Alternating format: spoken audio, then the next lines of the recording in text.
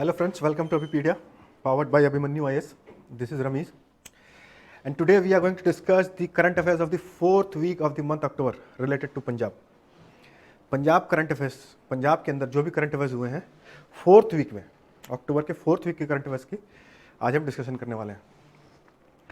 आपको जैसे कि पता है कि पंजाब के अंदर दो इश्यूज बहुत ही ज़्यादा बर्निंग चल रही हैं आज के लिए। दो इश्यूज, एक तो फार्म बिल्स और दूसरा स्टबल बर्निंग। ठीक है, तो स्टबल बर्निंग के ऊपर तो हमने बहुत सारे, लगभग we have covered the entire length and breath of the stubble burning. ठीक है, उसके अलावा जो फार्म बिल्स हैं उसके ऊपर भी हमने बहुत सारी डिस्कशंस कर ली हैं, 2-3 क्लासेस हमने ले ली हैं। आज हम जो फार्म बिल्स के ऊपर बात करेंगे that is totally related to polity and the governance section. अब ये बात चल रही है कि किस तरह से वो फार्म बिल्स अब सुप्रीम कोर्ट के दरवाजे तक पहुंचेगी, क्योंकि वहाँ पे अब इंटरप्रिटेशन ऑफ द लॉ की इंटरप्रिटेशन की बात अब होगी। तो अब वो सुप्रीम कोर्ट, एक्सपर्ट्स का ये मानना है कि अब वो सुप्रीम कोर्ट का दरवाज़ा खटखटाएंगे। Will see to it, will discuss कि क्या क्या प्रोविजंस हैं। उसके अलावा जो हम टॉपिक आज डिस्कस करेंगे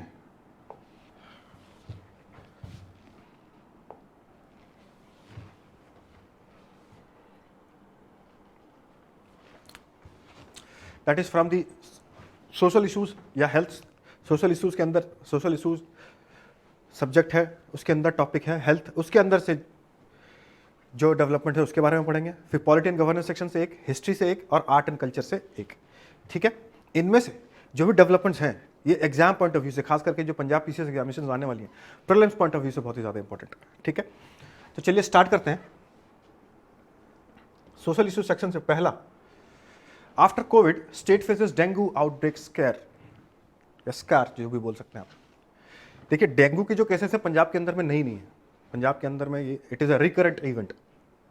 ठीक है, हम देखेंगे हर साल डेटास भी देखेंगे हम कौन से साल में कितने कितने केसेस थे, लेकिन जितने भी साल में पिछले 4-5 साल से जो केसेस आ रही हैं सेम इसी टाइम पीरियड पे, पिछले साल की भी अगर हम डेटा देखें तो इस साल उनमें 35 to 40% केसेस ज़्यादा पाए गए हैं। और हेल्थ डिपार्टमेंट का ये कहना है कि अगर ये सिचुएशन लोगों ने या रेसिडेंट्स ने अगर कंट्रोल नहीं किया, ध्यान नहीं दिया, तो ये एक तो कोविड के आउटब्रेक के कारण हेल्थ डिपार्टमेंट परेशान है। अगर ये सिचुएशन और भी, ये डेंगू की भी आउटब्रेक अगर सामने आ गई तो it would be very very very uncomfortable and unfortunate for the people of Punjab and the health department to control this menace. इसको कंट्रोल करने में फिर बहुत ज़्यादा दिक्कत आएगी। ठीक है, अब ये डेंगू की जो आउटब्रेक है, आपको पता है कि डेंगू एक एडीज मॉस्किटो जो होती हैं उसके लार्वा के कारण होती हैं, वो बाइट करती हैं, उसके लार्वा के कारण होती है। मोस्टली जो स्टैग्नेंट वाटर्स होती हैं, स्टैग्नेंट वाटर्स में ये मॉस्किटो ब्रीडिंग होती है, और फिर वो जैसे कि वाटर कूलर्स जो होते हैं, कूलर्स में स्टैग्नेंट वाटर होते हैं, वहाँ पे भी ये प्रोड्यूस होती हैं। आसपास में जो पॉन्ड्स हैं, जो स्टैग्नेंट वाटर है, वहाँ पे भी क्रिएट होते हैं। तो ये मॉस्किटो जो है, इनके बाइट से ही ये जो लार्वा इंजेक्ट करती हैं, उस लार्वा से ही डेंगू, चिकनगुनिया या फिर येलो फीवर, ये सारे डिसीजेज होते हैं। Will see to it. तो अभी ये मानना है, हेल्थ डिपार्टमेंट का ये कहना है कि हम दूसरे पेंडेमिक की तरफ बढ़ रहे हैं। एक पेंडेमिक तो हमारा चल ही रहा है कोविड, लेकिन अभी उससे भी हम उभर नहीं पाए और दूसरा पेंडेमिक हमारे सामने आ चुका है, and that is dengue. Recently Abohar district के अंदर भी बहुत ही ज़्यादा केसेस पाए गए हैं डेंगू के, बहुत ही ज़्यादा। ठीक है, तो जो इंटीग्रेटेड डिजीज सर्विलेंस प्रोग्राम है उसके तहत ये पता चला है कि 4000 डेंगू केसेस अभी तक हो चुका है, 4000। और अगर हम पिछले साल की बात करें, 4000 केसेस इसी टाइम पीरियड पे अगर हम पिछले साल की बात करें तो ये 2600 के आसपास थी केसेस, 2600। लेकिन इसी साल, पिछले साल 2600 के आसपास 2600 थी, इसी साल 4000 केसेस हो चुके हैं। तो 40% इंक्रीज केसेस पे देखने को मिल रहा है। और अगर ये सिचुएशन कंट्रोल नहीं हुआ, लोगों ने ध्यान नहीं दिया, जो रेसिडेंट्स हैं वो अगर ध्यान नहीं देंगे, तो ये सिचुएशन बहुत ही ज़्यादा एग्रेवेट हो जाएगी और हेल्थ डिपार्टमेंट के कंट्रोल से बाहर हो जाएगी, और ये दूसरा आउटब्रेक हो जाएगा कोविड के बाद। ठीक है, तो हम देखेंगे कि पिछले साल के क्या क्या केसेस थे, नहीं थे। तो प्रीलिम्स पॉइंट ऑफ व्यू से भी ये इंपॉर्टेंट हो जाता है। तो लेट्स सी।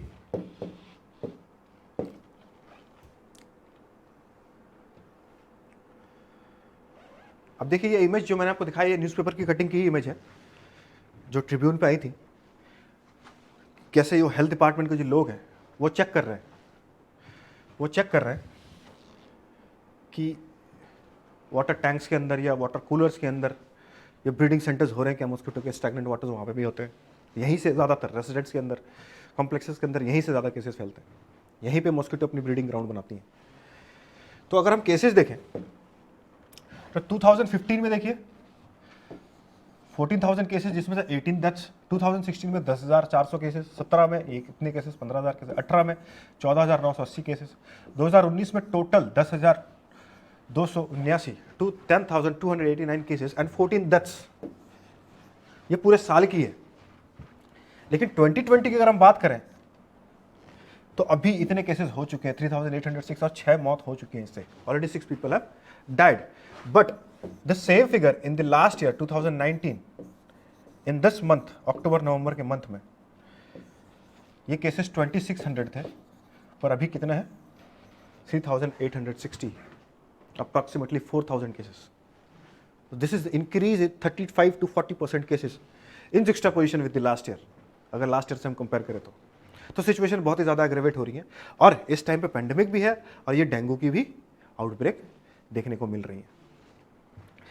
अब कौन से डिस्ट्रिक्ट जो सबसे ज़्यादा वर्स्ट अफेक्टेड है? लुधियाना वर्स्ट अफेक्टेड डिस्ट्रिक्ट, जहाँ पे 790 केसेस पाए गए हैं। उसके बाद तान तरन, मोगा, फिरोजपुर, यहाँ पे ये सारे डेंगू के केसेस ज़्यादा देखने को मिल रहा है, जिसमें कि लुधियाना सबसे ज़्यादा केसेस लुधियाना के अंदर से देखने को मिला है।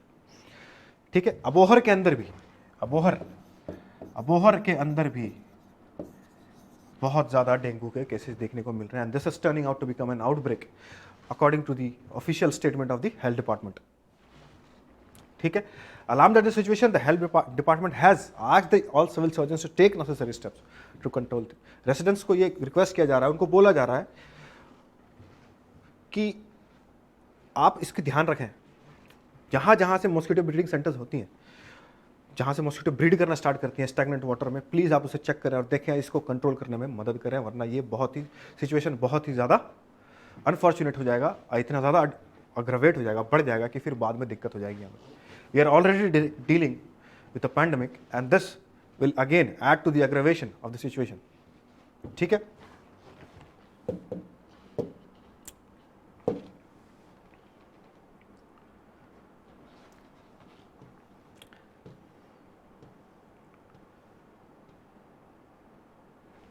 अब जैसे कि मैंने आपको बताया था कि ये जो एडिस मॉस्किटो होते हैं, इसके कारण से ये जब बाइट करते हैं तो इनकी जो लार्वा वो इंजेक्ट करते हैं, वो लार्वा जो होता है, वो लार्वा के कारण ही डेंगू, चिकनगुनिया, येलो फीवर, ये सारे डिजीज होते हैं। Will see to it. तो एग्जाम पॉइंट ऑफ व्यू से, प्रीलिम्स पॉइंट ऑफ व्यू से तो आपके लिए बहुत ही इंपॉर्टेंट हो जाता है। प्रीलिम्स पॉइंट ऑफ व्यू से बहुत इंपॉर्टेंट है ये। कौन से मॉस्किटो के बाइट करने से होता है? ठीक है, it is a mosquito borne tropical disease, mosquito borne tropical disease caused by the dengue virus, transmitted by several species of mosquito within the genus Aedes, principally Aedes aegypti, ये mosquito का नाम है।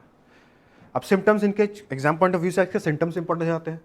ठीक है, अब कौन से सिम्टम्स हैं इसके? Fever, headache, muscles, joint pains and एक्सटेसिस, स्किन रैश, ये सारे इसके सिम्टम्स हैं। और इसमें स्टेजेस हैं, फर्स्ट से लेके 4 स्टेजेस होते हैं, और जब थर्ड फोर्थ स्टेज में जो लोग पहुंच जाते हैं तब ये फैटल प्रूव हो जाता है, फैटल प्रूव होने लगता है, तो इंसान की जान भी लेता है। जैसे कि हमने देखा इस साल 6 लोगों की मौत हो चुकी है। ठीक है, अब वर्ल्ड हेल्थ ऑर्गेनाइजेशन की भी रिपोर्ट है कुछ इसको लेके। उनका ये कहना है कि 39 करोड़ डेंगू वायरस इन्फेक्शन हर साल, 29 करोड़ केसेस होते हैं पूरी दुनिया में। ठीक है, और 39 करोड़ में से अप्रॉक्सीमेटली 10 करोड़ ही ऐसे केसेस होते हैं जिसके सिम्टम्स हमें एक्चुअल में देखने को मिलते हैं, बाकी का तो पता ही नहीं चलता और डेथ भी हो जाती है। इंडिया के अंदर 1 लाख डेंगू केसेस 2018 में, 1.5 लाख केसेस 2019 में। ये कौन बता रहा है? ये किसका डेटा है? National vector borne disease control programme, ये उनकी डेटा है जो नोडल एजेंसी है। ये नोडल एजेंसी किस चीज़ की है? ये भी आपके एग्जाम पॉइंट ऑफ व्यू से इंपॉर्टेंट हो जाता है। ठीक है, ये भी नोडल एजेंसी किस चीज़ के लिए है? Prevention and control of 6 vector borne disease. Vector mode कौन से मलेरिया, डेंगू, लिम्फेटिक फेलरियासिस, काला Azhar, Japanese encephalitis and chikungunya. ठीक है, ये नोडल एजेंसी है इनके प्रिवेंशन और कंट्रोल के लिए, national vector borne disease control programme, very important from prelims point of view.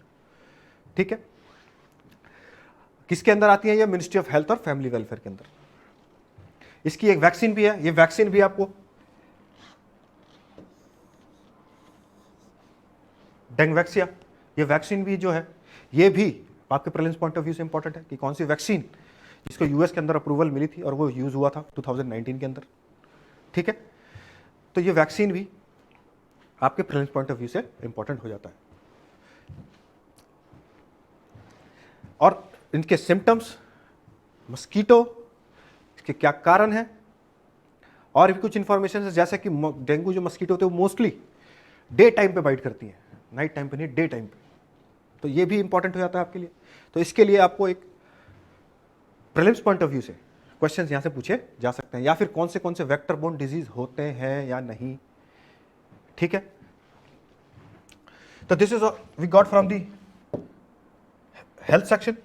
आगे बढ़ते हैं आर्ट एंड कल्चर सेक्शन से। Punjab first dedicated sports university, Punjab के अंदर नॉड मिल गया है, पंजाब गवर्नमेंट ने अप्रूवल दे दी है, पहला डेडिकेटेड स्पोर्ट्स यूनिवर्सिटी बनाने के लिए। किसके अंदर? पटियाला के अंदर।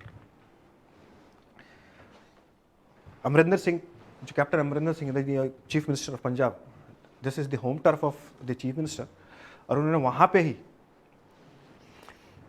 नोट दे दिया है कि हाँ, ये Maharaja Bhupendra Singh Punjab sports university, he is the grandfather of the incumbent chief minister, उनके ग्रैंडफादर, उनके नाम पे ही ये स्पोर्ट्स यूनिवर्सिटी बनाई गई है। अब ये जो स्पोर्ट्स यूनिवर्सिटी बनाई गई है ये कोएड है, बॉयज़ और गर्ल्स दोनों के लिए है। इसके अंदर हॉस्टल्स भी होंगे, बाउंड्री वॉल्स भी होंगे, कैंपसेस भी होंगे, और इसके अंदर एडमिनिस्ट्रेटिव ब्लॉक्स भी होंगे, और एकेडमिक्स की भी यहाँ पे प्रावधान रखी गई है, प्रोविजंस रखे गए हैं। ठीक है, और ये जो स्पोर्ट्स यूनिवर्सिटी बन रही है, इस हेल्प कहाँ से लिया जा रहा है? लंदन से हेल्प लिया जा रहा है।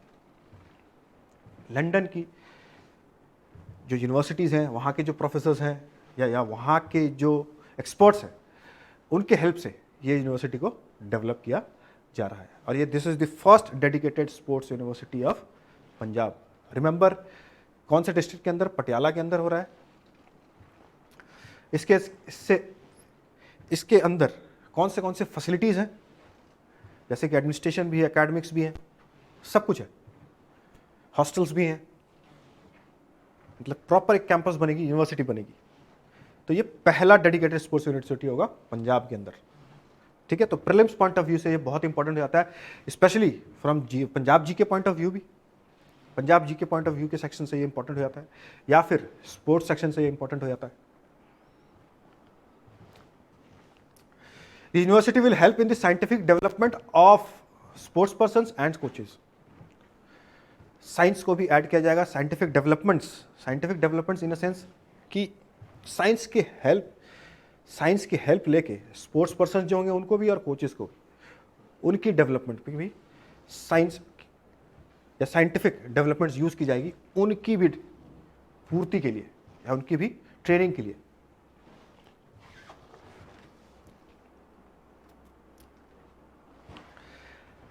इसके साथ साथ ही इस यूनिवर्सिटी के साथ साथ भी एक मल्टी मॉडल बस स्टैंड भी स्टार्ट किया गया है, और एक जिसे हम हाईटेक बस स्टैंड भी बोलते हैं, और एक वाटर सप्लाई प्रोजेक्ट भी स्टार्ट किया गया है। और ये जो वाटर सप्लाई प्रोजेक्ट है,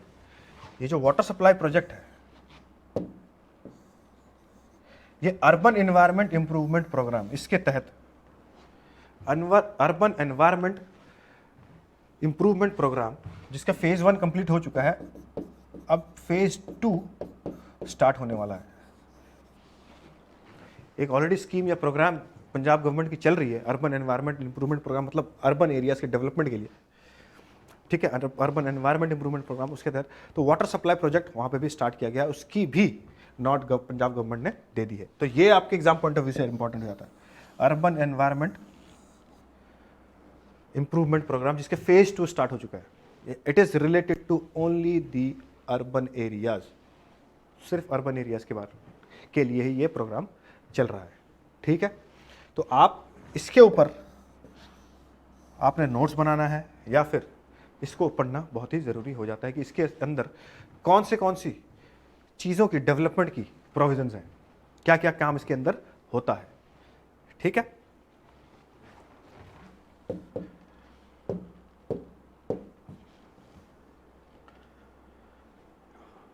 अ वेरी इंपॉर्टेंट टॉपिक,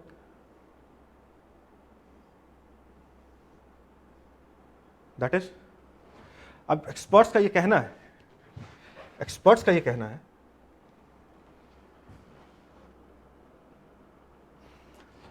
जो एक्सपर्ट्स हैं या लीगल एक्सपर्ट्स जो हैं, उनका ये कहना है कि अब this matter of this farm bill is going to knock the doors of the supreme court. अब ये सुप्रीम कोर्ट पहुंचेगी, क्योंकि यहाँ पे it is a matter of interpretation of the law.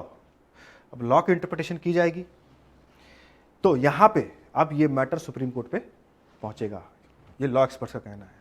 किन किन कारणों से पहुंचेगा कि एग्रीकल्चर जो है एक्चुअली में वो स्टेट सब्जेक्ट है, या स्टेट लिस्ट के अंदर है, या यूनियन लिस्ट के अंदर है, या कॉन्करेंट लिस्ट के अंदर है। तो कॉन्करेंट लिस्ट के भी अंदर एग्रीकल्चर के बारे में बात की जाती है, वहाँ पे सेंट्रल गवर्नमेंट को भी पावर है। लेकिन कॉन्करेंट लिस्ट में जो सेंट्रल गवर्नमेंट को पावर है, अगर वो वहाँ पे कोई लॉ या पॉलिसी लेके आते हैं तो उसकी इंप्लीमेंटेशन स्टेट गवर्नमेंट के अंदर में होती है। कॉन्करेंट लिस्ट में कोई भी मैटर है या उस लिस्ट के अंदर, तो वहाँ पे सेंट्रल गवर्नमेंट लॉज बना सकती है, लेकिन उसकी इंप्लीमेंटेशन स्टेट गवर्नमेंट ही करती है। It is not the sole jurisdiction of the central government या फिर स्टेट गवर्नमेंट। ठीक है, यूनियन लिस्ट के अंदर भी सेंट्रल गवर्नमेंट के प्रोविजंस हैं एग्रीकल्चर से रिलेटेड मैटर के अंदर लॉ बनाने के लिए। जैसे कि पीएम किसान जो लॉन्च किया गया था, उसके तहत ही किया गया। स्टेट सब्जेक्ट एग्रीकल्चर जो है स्टेट लिस्ट के अंदर भी सरफेस करती हैं, जहां पे सोल जुरिस्डिक्शन स्टेट गवर्नमेंट की होती है। तो अब ये बोला जा रहा है कि एक्चुअली में what is the interpretation of the law, कानून के लॉ क्या कहता है, कॉन्स्टिट्यूशन क्या कहता है, 7th शेड्यूल के अंदर जो लिस्ट हैं उसके अंदर क्या क्या प्रावधान है सेंट्रल गवर्नमेंट के लिए भी स्टेट गवर्नमेंट के लिए, किसकी जुरिस्डिक्शन है। It is a matter of federalism also, cooperative federalism की भी बात आ जाती है। तो इसके लिए ये मैटर अब बोला जा रहा है एक्सपर्ट्स का कि हाँ ये अब सुप्रीम कोर्ट पे पहुंचेंगी। अब क्या क्या कारण, according to the experts, firstly the supreme court will clarify as to who is the competent authority to pass the farm bill under consideration. Farming से रिलेटेड जो बिल है, कौन है वो अथॉरिटी, कंपिटेंट मतलब अथॉरिटेटिव या कंपीट या legal authority कौन है बिल को पास करने के लिए। क्वेश्चन ये भी कि कॉन्करेंट लिस्ट है जहां पे सेंटर और स्टेट्स बहुत कंपिटेंट है कानून बनाने के लिए, लेकिन इंप्लीमेंटेशन स्टेट गवर्नमेंट के हाथों में। ये पहला मैटर होगा। अब जो मैटर है कॉन्करेंट लिस्ट में, state governor, the matter on the concurrent list after being passed by state governor is required to be signed by the president. If not signed by him the matter is likely to reach the supreme court. अब कोई state government पास करती है कोई कानून concurrent list के अंदर, वो governor के पास जाते हैं अप्रूवल के लिए, फाइनल अप्रूवल के लिए, तभी वो लॉ बनता है। अब गवर्नर अगर उसको प्रेसिडेंट के पास भेज दे और प्रेसिडेंट साइन उसे ना करे, तो फिर वो मैटर सुप्रीम कोर्ट को पहुंचेगा। इसीलिए ये बोला जा रहा है कि this farm bills are about, जैसे पंजाब के अंदर भी हुआ है, नेग्लेक्ट किया गया, बिल को रिजेक्ट किया गया। ठीक है, तो इसके लिए ये बोला जा रहा है कि अब दिस बिल में knock the doors of this supreme court because it is the matter of interpretation of law. ठीक है, under article 131 of the constitution, since the center and the state have passed contradictory laws, central government कोई और कानून पास किया है और यहाँ state government कुछ और कानून पास कर रहा है, या सेंट्रल गवर्नमेंट की जो लॉ पास की गई वो स्टेट गवर्नमेंट उसे डायरेक्टली रिजेक्ट कर रहा है, तो यहाँ पे एक डेडलॉक बन चुका है। अब ये डेडलॉक को हटाएगा कौन, तो अब ये मैटर सुप्रीम कोर्ट में पहुंचेगा।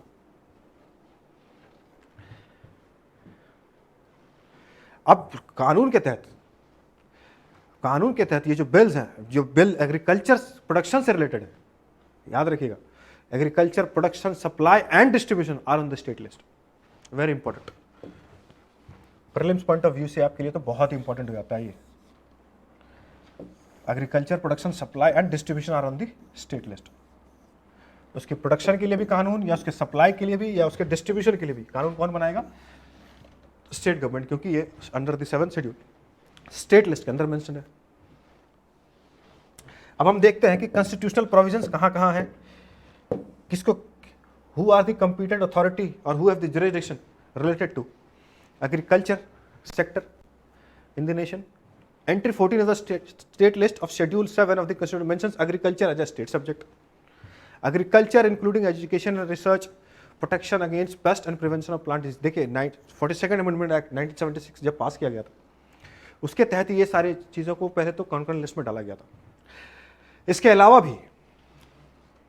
भी रिसेंटली बहुत सारी कमिटीज़ बैठी थी इसके डिस्कशन पे कि एग्रीकल्चर फार्मर्स की बेनिफिट के लिए क्या एग्रीकल्चर को जो प्रोडक्शन है, सप्लाई है, डिस्ट्रीब्यूशन है, ये क्या कॉन्करेंट लिस्ट में इसे डाल देना चाहिए। इससे रिलेटेड कमिटीज़ बैठी हैं, स्वामीनाथन कमेटी भी बैठी हैं, फिर दलवाई कमेटी भी बैठी थी, और उन्होंने ये सजेस्ट किया था कि अगर फार्मर्स की वाकई में भलाई हम चाहते हैं तो एक काम करिए, सेंट्रल गवर्नमेंट की वहाँ पे थोड़ी सी इंटरवेंशन होनी चाहिए, तो इसके लिए ये करिए, इस मैटर को आप कॉन्करेंट लिस्ट में डालिए। सजेस्ट किया गया है, कमिटीज़ बैठी हैं इसके ऊपर। अब इंडिपेंडेंस से पहले एग्रीकल्चर सेक्टर को क्या, एग्रीकल्चर जो है वो कहाँ पे मेंशन थी? The government of India 1935 act जो बोलता है वो एग्रीकल्चर स्टेट गवर्नमेंट के हाथ में डाला गया था। उस टाइम पे ये बोला गया था कि एग्रीकल्चर एक रीजन स्पेसिफिक सब्जेक्ट है जो कि लोकल से रिलेटेड है, लोकल के कंडीशंस, एग्रो कंडीशंस या नेचुरल रिसोर्सेज उससे रिलेटेड है, तो इसीलिए ये एक प्रोविंशियल सब्जेक्ट ही बनना सही है। तो गवर्नमेंट ऑफ इंडिया 1935 एक्ट में इसे स्टेट सब्जेक्ट में डाला गया था। लेकिन उस टाइम के सिनेरियो और आज के सिनेरियो में बहुत ज़्यादा डिफरेंस है, ठीक है। तो अब ये कमिटीज ने भी रेकमेंड किया कि इसको कंकरेंट लिस्ट में डालिए, लेकिन अगर हम कंकरेंट लिस्ट में डालते हैं और स्टेट की सेंट्रल गवर्नमेंट की इंटरवेंशन ज़्यादा होती है, तो यहां पे दूसरा मैटर जो आ जाता है, दैट इज जो दूसरा चीज़ यहां पे जियोपार्डाइज होती है, दैट इज कोऑपरेटिव फेडरलिज्म। और अगर इंडियन फेडरलिज्म की हम बात करें तो सेंट्रल गवर्नमेंट यहां पावरफुल तो है ही। फेडरलिज्म जो real Indian federalism is totally different, totally different from the federalism that is being practised in US. Indian federalism में सेंट्रल गवर्नमेंट को अपर हैंड है, ज्यादा पावरफुल, ठीक है। तो ये स्टेट गवर्नमेंट का भी ये एक इशू है कि स्टेट गवर्नमेंट का भी ये मानना, हमने पहले क्लास में भी डिस्कस किया था कि हाँ किस तरह से यहाँ स्टेट गवर्नमेंट्स की जो जुरिसडिक्शन है उसमें इंटरवेंशन की जा रही है सेंट्रल गवर्नमेंट की। लेकिन कुछ हद तक ये ज़रूरी भी है, लेकिन ज़्यादा भी नहीं होना चाहिए। There should be a balance of power, there should be the federalism should be upheld, लेकिन इंडियन फेडरलिज्म में सेंट्रल गवर्नमेंट को अपर हैंड है। It is totally an interpretation of the law. That is why this matter is about to reach the Supreme Court. या knock the doors of the Supreme Court. अब challenges क्या है? Modern day challenges, integrated economy. यहाँ पे interstate commercial dealings होती हैं, integrated agriculture है, trade, industry, services सब integrated हो चुकी हैं, तो economy integrated है। तो इसीलिए experts का भी ये मानना है कि इसे concurrent list में डालना चाहिए। अब दूसरा challenge, dependence on states. The central government को स्टेट्स के ऊपर डिपेंड करना पड़ता है कि अगर सेंट्रल गवर्नमेंट कोई कानून भी लेके आता है तो स्टेट के ऊपर डिपेंड करना पड़ता है। अगर कोई फार्मर्स के लिए कोई वेलफेयर स्कीम लाया गया है तो सेंट्रल गवर्नमेंट तो लॉन्च कर देती है स्कीम, लेकिन उसके बाद वो स्टेट के डिस्कशन में आ जाती है कि वो अपने स्टेट में लागू करेगी कि नहीं करेगी। तो वहाँ पे एक चैलेंज भी होता है कि हाँ स्टेट के ऊपर डिपेंड रहना पड़ता है। अगर कोई होलिस्टिक स्कीम है जहाँ पे फार्मर्स की मदद होनी है, अगर वो सेंट्रल गवर्नमेंट इंप्लीमेंट करना चाहती है, लेकिन वहाँ पे स्टेट्स की अपनी जुरिसडिक्शन आ जाती है कि वो अपने स्टेट में इंप्लीमेंट करेगी कि नहीं करेगी, तो the purpose of that scheme is getting defeated. इसके लिए भी एक्सपर्ट्स का ये मानना है कि कॉन्करेंट लिस्ट में डाला जाए, लेकिन कॉन्करेंट लिस्ट में आने के बाद भी implementation of that scheme would totally rest on the hands of the state government, ठीक है। बहुत सारे इश्यूज आते हैं। जैसे सेंट्रल गवर्नमेंट के तहत कोई सेंट्रल स्पॉन्सर्ड स्कीम लॉन्च किया जा रहा है फार्मर्स के लिए, जहाँ पे स्टेट्स को 60 सेंट्रल गवर्नमेंट 60% देती है या बोलेगी कि हाँ 50% हम देंगे, 50% स्टेट गवर्नमेंट दें। तो बहुत सारे स्टेट गवर्नमेंट ये बोलते हैं कि नहीं, हम 50% नहीं दे सकते। I am not talking about the north eastern states and the Himalayan states या hill states, I am talking about the plain states, states on the plain topography. अगर 50-50 तो कोई स्टेट्स बोलता है, जैसे बिहार बोलता है कि नहीं हम 50% नहीं दे सकते, और कहीं ना कहीं ये कुछ हद तक ये सही भी है कि आप हमें 70% दें, हम 30% दे सकते हैं, 50% नहीं दे सकते। तो इश्यूज हैं, these are the modern day challenges.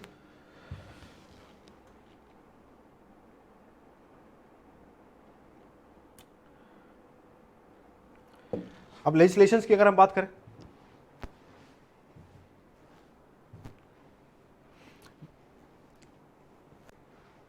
अब ये सारे लेजिस्लेशन है, ये तीनों जो लेजिस्लेशन देख रहे हैं हम,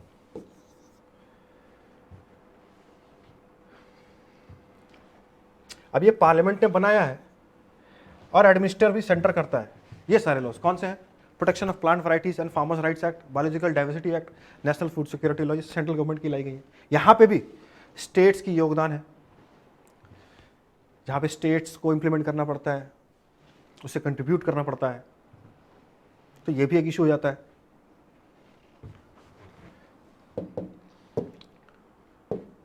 तो ये सारे जो इश्यूज हैं, जिसके कारण अब ये इंटरप्रिटेशन ऑफ द लॉ की बात आ रही है, या फिर कुछ अमेंडमेंट्स की बात आ रही है, और फिर वेरियस कमिटीज जो पहले बैठी थी उसकी भी बात हो रही है कि उन कमिटीज की भी रिकमेंडेशन ये थी।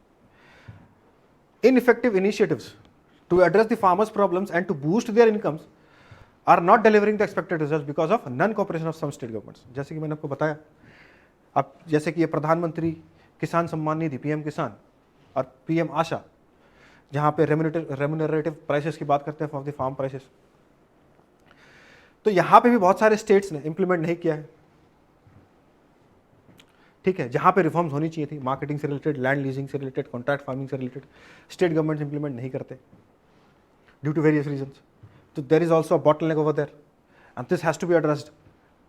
ठीक है, in order to help the farmers, in order या for the wellbeing of the farmers.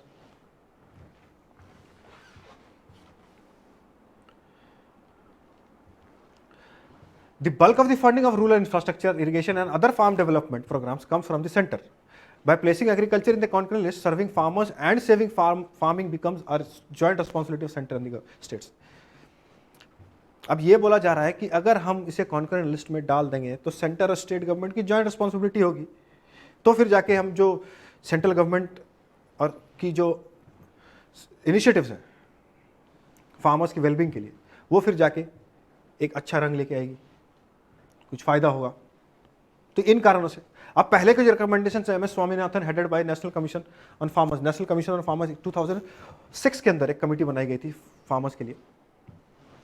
तो वहां पे स्वामीनाथन कमेटी ने जो बैठी थी, नेशनल कमीशन ऑफ फार्मर्स, जिसे स्वामीनाथन चेयर कर रहे थे, वहां पे बहुत सारी बातें किसान को लेकर की गई थी, फार्मर्स को लेकर की गई थी, फार्मिंग प्रैक्टिसेस को लेकर की गई थी, सस्टेनेबल फार्मिंग के लिए की गई थी। इसकी इंप्लीमेंटेशन हुई थी, ये 2006 की ही रिकमेंडेशन है, पर इस पे अभी तक कुछ चर्चा नहीं होता, इंप्लीमेंटेशन नहीं होती। और इस कमेटी ने भी रिकमेंड किया था कि कॉन्करेंट लिस्ट में स्टेट लिस्ट, एग्रीकल्चर को स्टेट लिस्ट से निकाल के कॉन्करेंट लिस्ट में डाल दीजिए। क्यों डाल दीजिए? क्योंकि ये जो सेंट्रल गवर्नमेंट है उसको एक, जैसे कि सेंट्रल गवर्नमेंट की रिसोर्सेज बहुत ज़्यादा खर्च होती है फार्मर्स के लिए, तो अब वो रिसोर्सेज जो खर्च हो रही है वो प्रॉपरली इंप्लीमेंट होंगी, और एग्रीकल्चर और फार्मर दोनों को फायदा होगा, क्योंकि यहाँ पे फिर स्टेट गवर्नमेंट जो है वो जो स्कीम्स बनेंगे उसे डाइल्यूट नहीं कर पाएंगे, उससे बैकआउट नहीं कर पाएंगे। स्वामीनाथन ने ये रेकमेंड किया था। उसके बाद एक और कमेटी थी, Dalwai committee, farmers how to double the incomes of farmers, इसके ऊपर भी हमने बात किया था। उसने भी ये रिकमेंड किया था कि कॉन्करेंट लिस्ट में डाल दीजिए, क्योंकि वो सेंट्रल गवर्नमेंट को अपर हैंड देगी किसमें, मंडीज को रिवैम्प करने में, लॉज हैं, पॉलिसीज को वहां पे रिफॉर्म्स लाने में, रूरल मार्केटिंग इंफ्रास्ट्रक्चर, इनमें डेवलपमेंट होगी। ठीक है, 42nd अमेंडमेंट एक्ट 1976, 5 आर्टिकल्स जो है, 5 सब्जेक्ट्स स्टेट लिस्ट से कॉन्करेंट लिस्ट में डाला था। Forest and wild life, for example, तो वहाँ पे भी डेवलपमेंट देखने को मिली है। इस कमेटी का ये कहना था कि जो भी item 46 amendment subject 46 amendment act 1976 के तहत subjects those were transferred from the state list to concurrent list, दो subjects are now in a very pretty much good state and developed. वो सब्जेक्ट सारे डेवलप हो गए हैं। For example forest and wildlife protection, इस पे बहुत अच्छी डेवलपमेंट देखने को मिली है। उन्होंने एग्जाम्पल कोट करते हुए ये क्या, ठीक है। तो ये सारे रिकमेंडेशन थे उनको कॉन्करेंट लिस्ट में डालने के लिए। इसके अलावा भी बहुत सारी बातें हैं।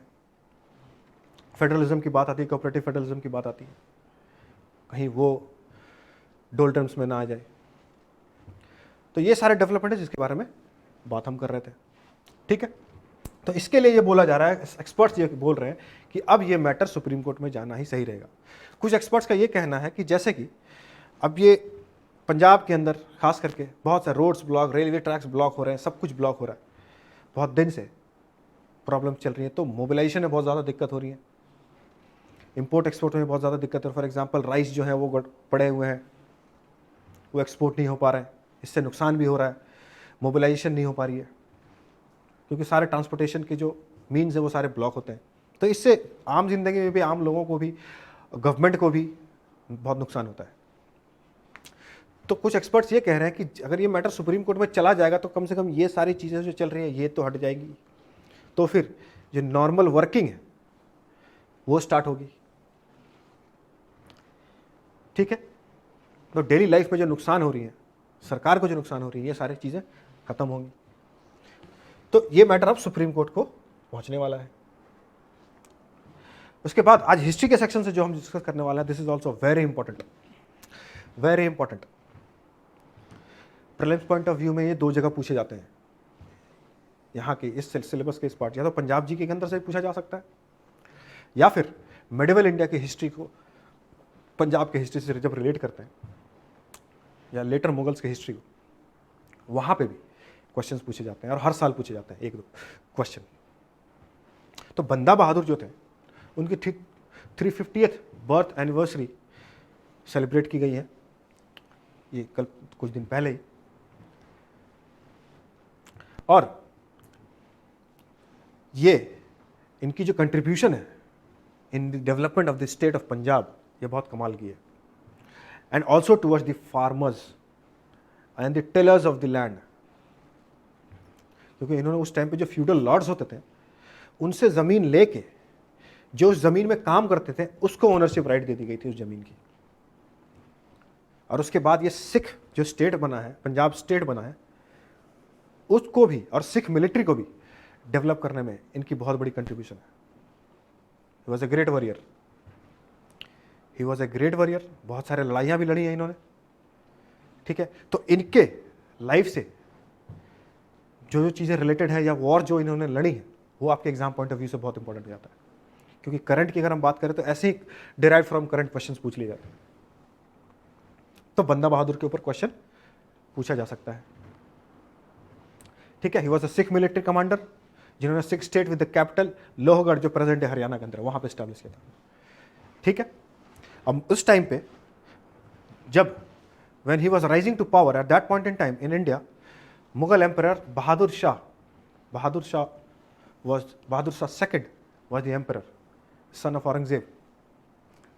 वो रूलर थे मुगल के, और उनके टाइम पीरियड में ही इन्होंने सिख स्टेट को डेवलप किया और सिख मिलिट्री को एक ज़बरदस्त इम्पेटस प्रोवाइड किया और उसे डेवलप किया। He was the Sikh military commander थे वो, ठीक है। अब कौन से वॉर उन्होंने लड़े, the wars he fought, the name of the wars, where did he fought, या तो या फिर ईयर भी पूछ लिया जाता है स्टेट एग्जामिनेशंस में, ठीक है। Major first war battle of Samana in November 1709, 1707 में औरंगजेब की डेथ हो जाती है। उसके बाद 1711 में उसके बाद फिर बहादुर शाह सेकंड आते हैं, और 1711-12 तक वो रहते हैं। तो उस टाइम पे 1709 में बैटल ऑफ समन, ठीक है। अब उन्होंने काम क्या था ये भी देखिए। Abolish zamindari system, as I told you, and granted the property rights to the tillers of the land. मतलब फ्यूडल लॉर्ड्स जो जमींदार थे उनसे जमीनें ली और उस जमीन पे जो लोग काम करते थे, खेती बाड़ी करते थे, जो टेलर्स थे, उनको ही वो जमीनें दे दी गई और ओनरशिप राइट भी दे दिया गया। ठीक है, तो ये जब इनकी एनिवर्सरी इस साल सेलिब्रेट की जा रही थी, उस टाइम पे ये जो यूनियन, फार्मर्स यूनियन थे, उनका यही कहना था कि किसानों के लिए उन्होंने ज़बरदस्त काम किया था कि ज़मींदारी सिस्टम को ख़त्म करके जो एक्चुअल लोग वहाँ पे काम कर रहे थे उस खेत पे, उसे ही वो ज़मीनें दे दी थी, उसे ही ओनरशिप राइट दे दिया गया था। ठीक है, और उनकी डेथ कब हुई? 1715 1716 में। उनकी अर्ली लाइफ के बारे में आपको ये जो PDF है वहाँ से आपको मिल जाएगी। वैसे हम थोड़ा डिस्कस कर लेते हैं। कहाँ के थे ये, कहाँ पैदाइश हुई थी इनकी? राजौरी में, जम्मू एंड कश्मीर। ये भी आपके लिए इंपॉर्टेंट हो जाता है। ये जो रिकॉर्ड है, सोर्स है हिस्ट्री की, हकीम राइज, अहवले लचमा। ठीक है,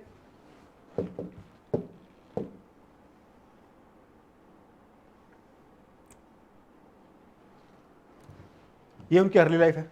15 साल की उम्र में वो एस्थेटिक बनने के लिए घर से निकल जाते हैं। एस्थेटिक इन सेंस साधु, जिसे बोलते हैं साधु संत। ठीक है, नाम क्या दिया गया था?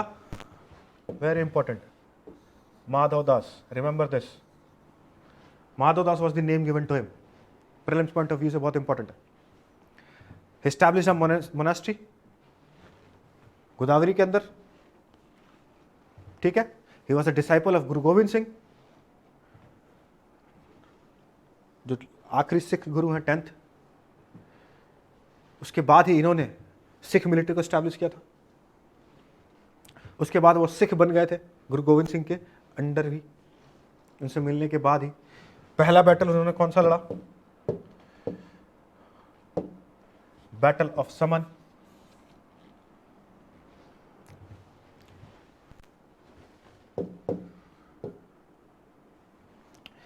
ऐसा बोला जाता है कि गुरु गोविंद सिंह की जब मौत हुई थी तो दो मुगल्स जिन्होंने उनकी हत्या की थी, उनकी हत्या की रिवेंज में ये बैटल ऑफ समन लड़े थे वो, और फिर उन दोनों को मारे थे।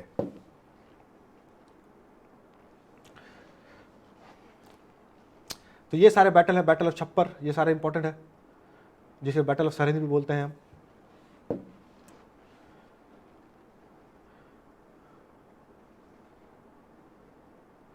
किस तरह से उन्होंने पंजाब स्टेट को डेवलप किया, यूपी के अंदर भी कैप्चर किया और पंजाब स्टेट को डेवलप किया, कौन से एरियाज कैप्चर किए, फिर उनकी प्रोसिक्यूशन कैसे हुई, किसके अंडर हुई, कब हुई, ये इंपॉर्टेंट है। और उसके बाद